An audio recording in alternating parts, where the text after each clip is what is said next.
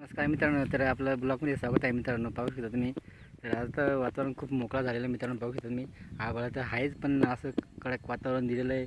तर मित्रांनो, असं ऊन दिल्यामुळे आपल्याला शेतातलं खूप कामं आपल्याला कामं करण्यासाठी खूप फायदा आहे.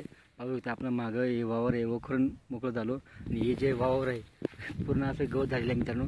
तर याला आपण नांगरणी करून असं वातावरण जर राहिला तर नांगरणी करून परत आपल्याला हे पूर्ण घाण काढायचं आहे मित्रांनो.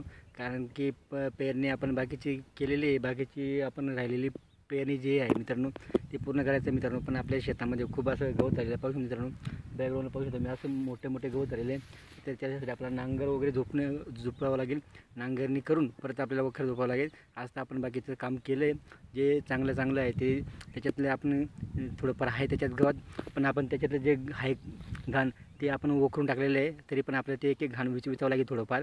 आणि बाकीचे जे आहे ते आपण ते थोडंफार राहिलेलं तर काही अडचण नाही, पण थोडं थोडं जे दिसलं आपल्याला ते विचारून घ्यायचं आपल्याला घाण. आणि पाठीमागं हा बॅकग्राऊंडला दिसत आहे हा एवढा घाण, हे घाण आपल्याला पूर्ण वेळाने कापावं लागणार आहे. आणि कापल्यानंतर डायरेक्ट आपल्याला बैलांना खायला काय अडचण नाही, चांगलं चारा आहे मित्रांनो. असं आपण सर्व वावर आपल्याला मोकळं करून ठेवायचं मित्रांनो, जेणेकरून आपल्याला त्याच्यात पेरणी परत करायची. आपली पेरणी खूप थांबलेली आहे आपली, तर आपण सोयाबीन पेरणी करणार मित्रांनो. आणि आणखी भुईमूग बाजरी ते आपले बाकी आहे ते पण पेरणी करणार आहे. त्यासाठी आपण हे वावर तयार करतो मित्रांनो. व्हिडिओ आवडले लाईक शेअर कमेंट करा, आमच्या चॅनल सबस्क्राईब करा. जय जवान जय किसान मित्रांनो.